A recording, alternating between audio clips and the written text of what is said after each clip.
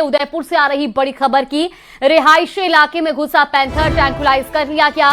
One विभाग की team ने ट्रैंकुलाइज किया है पैंथर के।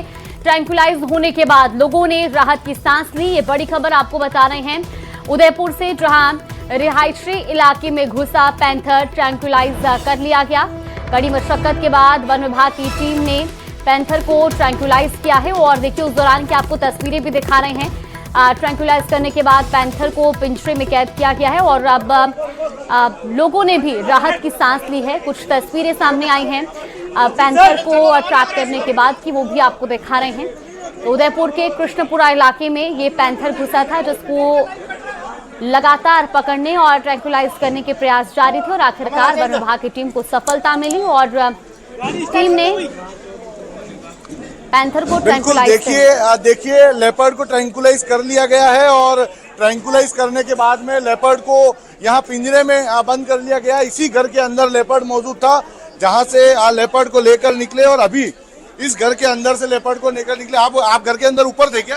क्या देखा था आपने? सर मैंने लाइव देखा उसको। क्या देखा था?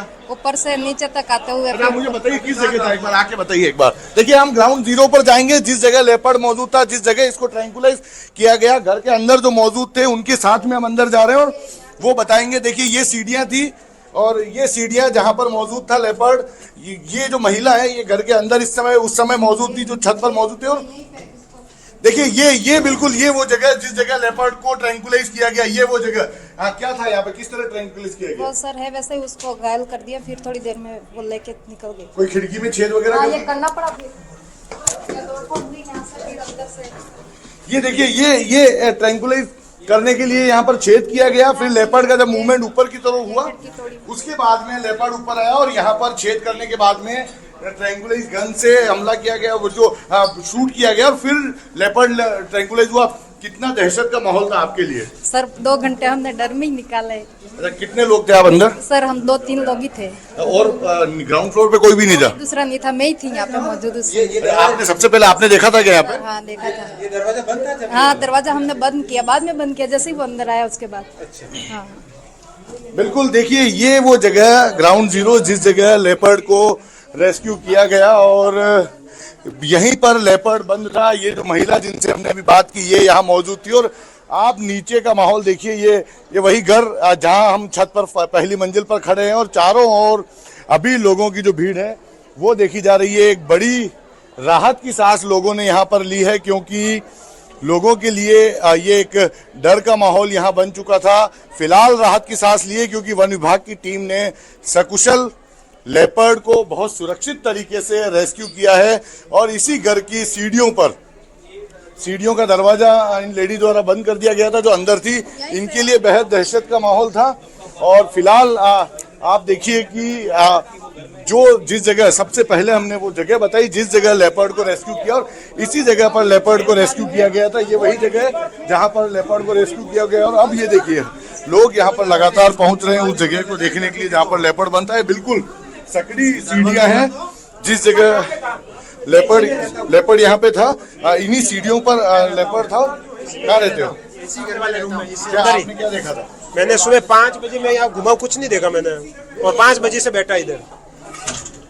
बिल्कुल देखिए हम यहाँ से बाहर निकलेंगे अब, क्योंकि वो जगह हमने दिखाई जिस जगह लेपर्ड का रेस्क्यू किया गया और लेपर्ड काफी समय तक इन सीढ़ियों पर रहा। दोनों ओर से सीढ़ियों को बंद कर दिया गया था और बंद करने के बाद में वन विभाग की टीम ने ये कोशिश की कि उसको सुरक्षित रूप से रेस्क्यू किया जाए। मकान मालिक प्रताप सिंह हमारे साथ में है। प्रताप सिंह जी, क्या आपका मकान है, क्या हुआ था यहाँ पे? हाँ रिसेंटली अभी मकान भी है और सवेरे 5 बजे ही आया था। मेरे को पहले तो उस चौराहे पे आया था जहाँ वो लड़की दौड़ के मेरे मकान में घुसी, उधर उस मकान में। फिर मैं चीता गली नंबर 3 में आया जो बिल्डिंग उसमें घुसा, फिर 3rd में इसमें घुसा, तो लास्ट में यहाँ के चढ़ गया। आपने किराया दे रखा है क्या मकान? नहीं, मैंने अभी रिसेंटली बेचा है, अभी बेचा है। और इसमें क्या हुआ कि तीनों मकान बिल्कुल कपिल, तो आखिरकार वन विभाग की टीम को सफलता मिली और पैंथर को ट्रैंकुलाइज कर लिया गया। फिलहाल आपका बहुत शुक्रिया ये जानकारी साझा करने और खबरों में आगे बढ़ेंगे। सिरोही से अब बड़ी खबर आपको बता दें, जहां NSUI कार्यकर्ता और पुलिस सामने सामने नजर आई। डिप्टी सीएम प्रेमचंद बैरवा से मिलने से पुलिस ने रोका है NSUI कार्यकर्ताओं को। ये बड़ी जानकारी आपको बता दें, तो NSUI कार्यकर्ताओं ने पुलिस पर धमकाने का आरोप लगाया है। और कार्यकर्ताओं ने दरअसल डिप्टी सीएम को हवाई पट्टी पर ज्ञापन देने के लिए ये कार्यकर्ता पहुंचे थे, लेकिन पुलिस ने इन्हें आगे जाने से रोका, जिसके बाद एनएसयूआई कार्यकर्ताओं ने पुलिस पर धमकाने के भी आरोप लगाए हैं। तस्वीरें आपको दिखा रहे हैं। खदेड़ने से मौके पर जमकर विवाद जैसी स्थिति भी उत्पन्न हो गई। तस्वीरें आप देखिए, एक तरफ जहां ये एनएसयूआई के कार्यकर्ता जो कि ज्ञापन सौंपने के लिए डिप्टी सीएम प्रेमचंद बैरवा को ज्ञापन सौंपने के लिए पहुंचे थे, लेकिन पुलिस ने आगे जाने से रोका और इस बीच वहां पर विवाद हो गया। ये तस्वीरें भी आपको दिखा रहे हैं उस दौरान की जब एनएसयूआई के कार्यकर्ता उप मुख्यमंत्री प्रेमचंद बैरवा को ज्ञापन देने के लिए पहुंचे थे, लेकिन पुलिस ने आगे नहीं बढ़ने दिया। तो मौके से खदेड़ने पर जमकर विवाद भी देखने को मिला। तस्वीरें भी आपको दिखा रहे हैं एनएसयूआई कार्यकर्ता और पुलिस में यहां पर विवाद की स्थिति उत्पन्न हुई है। मंत्री को ज्ञापन देने आए थे। सब सेंटर बंद पड़ा है, लंबे समय से जो है वो हमें व्याख्याता के पद खाली पड़े हैं। जो पूर्व विधायक ने 90 लाख रुपए विकास समिति से अध्यक्ष थे, विकास समिति से सैंक्शन करा के जो काम चालू किए वो बंद पड़े हैं। तो नॉर्मली एनएसयूआई के सारे जो कार्यकर्ता हैं वो ज्ञापन देने आए थे कि उस शिक्षा मंत्री जी को ज्ञापन देके यहाँ से जो बच्चे हैं, पूर्ववर्ती सरकार के अंदर एक सब सेंटर चालू किया गया जिसके अंदर सारी समस्याओं का समाधान सिरोही कॉलेज में होता था। इस राज ने आते ही वो सब सेंटर बंद कर दिया। आज बच्चों को अगर अपना इनरोलमेंट लॉक हटवाना है, अगर आरएल लग गया वो हटवाना है, तो यहाँ से 120 किलोमीटर 30 किलोमीटर यूनिवर्सिटी जाना पड़ता है। कॉलेज की कोई जवाबदारी नहीं है। सब सेंटर था या 2 लोग बैठे हुए थे, उनको तनख्वाह नहीं दी पिछले 11 महीने, क्यों बंद हो गया सब सेंटर? नॉर्मल सी मांग करने आए थे। चलिए खबरों में आगे बढ़ते। चित्तौड़गढ़ में खाद केंद्रों पर किसानों की भारी भीड़ उमड़ पड़ी। पुलिस जाब्ते की मौजूदगी में खाद का वितरण किया जा रहा है। यूरिया खाद की सूचना मिलते ही कपासन में किसानों की भारी भीड़ उमड़ पड़ी और ये तस्वीरें भी आपको दिखा रहे उस दौरान की जहां सुबह से ही सैकड़ों किसान खाद लेने के लिए कतारों में खड़े नजर आए। यूरिया खाद के वितरण को लेकर कपासन के सांवलिया किसान सेवा केंद्र पर हालात बेहद व्यस्त दिखे। तस्वीरें आप देखिए टीवी स्क्रीन पर। सूचना मिलते ही सैकड़ों की संख्या में महिला और पुरुष किसान केंद्रों पर पहुंच गए और खाद लेने के लिए लंबी लंबी कतारें लग गई। भीड़ इतनी ज्यादा थी कि राजमार्ग से कपासन नगर की ओर जाने वाले लोगों को भारी परेशानी का सामना करना पड़ा। स्थिति को संभालने के लिए पुलिस और कृषि विभाग के अधिकारी मौके पर तैनात रहे। अब तक कपासन तहसील में 43,368 बैग यूरिया किसानों को वितरित किए जा चुके हैं, लेकिन बावजूद इसके कई ऐसे किसान हैं जो खाद की किल्लत से परेशान हैं। और जयपुर से आपको बड़ी खबर बता दें, जहां गैस माफिया पर डीएसओ की बड़ी कार्रवाई देखने को मिली। 322 से ज्यादा कमर्शियल सिलेंडर से भरी गाड़ी पकड़ी गई है। ये बड़ी जानकारी आपको बता रहे। रिहायशी इलाके में खड़ी गैस सिलेंडर भरी गाड़ी पर छापा मारा गया। टोंक के लिए डिस्पैच हुआ था सिलेंडर भरा ट्रक, जयपुर में ही अवैध रूप से बिक्री कर रहा था। तो एचपी की गाड़ी में भारत गैस के सिलेंडर मिलने से हड़कंप मच गया। 19 किलो के ये सभी कमर्शियल सिलेंडर बताए जा रहे हैं जिनको अवैध रूप से जयपुर में ही बेचा जा रहा था, इनकी बिक्री की जा रही थी। और ये तस्वीरें आप देखिए। डीएसओ प्रथम प्रियव्रत सिंह चारण ने निर्देशन में ये कार्रवाई की गई और डीएसओ की टीम मौके पर जांच पड़ताल में जुटी। अवैध स्टोरेज और सप्लाई एंगल से भी इसकी जांच की जा रही है। कमर्शियल गैस सिलेंडर अवैध रिफिलिंग प्रकरण ये पूरा है और ये तस्वीरें भी आपको दिखा रही हैं।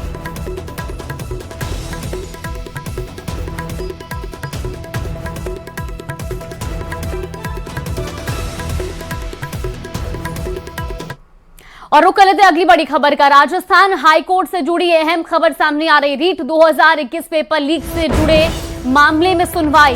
तो ईडी से जुड़े केस में आरोपी राजू ईराम को राहत नहीं मिली है। हाईकोर्ट ने आरोपी की जमानत याचिका को भी खारिज कर दिया है। जस्टिस प्रवीर भटनागर की सिंगल बेंच का आदेश। हाईकोर्ट ने आरोपी राजू की दूसरी जमानत याचिका भी खारिज कर दी है। प्रवर्तन निदेशालय यानी कि ईडी ने 19 जुलाई 2024 को गिरफ्तार किया था। राजू की गिरफ्तारी रीट 2021 पेपर लीक मामले में हुई थी। इसी खबर पर ज्यादा जानकारी के साथ संवाददाता हितेंद्र शर्मा हमारे साथ जुड़े। हितेंद्र, क्या इस पूरे मामले में ज्यादा जानकारी? जी बिल्कुल, ये जो राजू इराम है, ये रीड पेपर लीक मामला जो 2021 का है, उसका ये किंग पिन है, उसका ये सरगना है उस गिरोह का। और इसको जो है बीकानेर से पकड़ा गया था उस वक्त, 2022 की बात है, जून 2022 में इसको पकड़ा गया था। और इसके ऊपर आरोप था कि इसने रीड पेपर जो है 5 करोड़ रुपए में इसका सौदा किया था और 1 करोड़ रुपए का जो है इसने ट्रांजैक्शन भी किया था। तो इसी के आधार पर जो है ईडी ने इसके खिलाफ केस कायम किया था और मनी लॉन्ड्रिंग का, इधर उधर से जो है अनअकाउंटेड मनी को जो है, पैसे को जो है इकट्ठा करने का। तो उसके बाद जो है जब ईडी के पास ये काफी टाइम से जो है ईडी का केस चल रहा है, तो इसमें इसने हाई कोर्ट में जो है जमानत याचिका लगाई थी, पिछली बार भी लगाई थी, पिछली बार भी खारिज हो गई, अब ये दूसरी बार लगाई थी। तो जस्टिस प्रवीर भटनागर की जो सिंगल बेंच है उसने फिर मना कर दिया जमानत देने से। जी चलिए, बिल्कुल, बहुत शुक्रिया आपका जानकारी साझा करने के लिए। देखिए, यहाँ पर जमानत याचिका खारिज कर दी गई है, ये बड़ी जानकारी आपको बता रहे हैं। हाईकोर्ट ने आरोपी की जमानत याचिका को खारिज किया। राजू की गिरफ्तारी रीड 2021 पेपर लीक मामले में हुई है और ईडी से जुड़े केस में आरोपी राजू इराम को अभी भी राहत नहीं है। और अब अगली बड़ी खबर राजधानी जयपुर से सामने आ रही है, जहां सेंट्रल जेल सुरक्षा भगवान भरोसे। एक बार फिर जेल में 5 मोबाइल मिले हैं। जेल के एक ही वार्ड में ये 5 मोबाइल बरामद किए गए। वार्ड 7 में एक साथ 5 मोबाइल मिले हैं। तो आपको बता दें कि लालकोठी थाने में मुकदमा दर्ज हुआ है। कारापाल सुनील ने ये मुकदमा दर्ज करवाया है। अब तक 60 मोबाइल फोन मिल चुके हैं और ऐसे में अब बड़ा सवाल उठ रहा है, क्योंकि एक ही वार्ड से ये 5 मोबाइल फोन एक साथ बरामद हुए हैं। ये बड़ी खबर आपको बता रहे हैं राजधानी जयपुर से इस वक्त की बड़ी खबर, सेंट्रल जेल सुरक्षा अब भगवान भरोसे। सबसे बड़ी जेल है जयपुर की सेंट्रल जेल।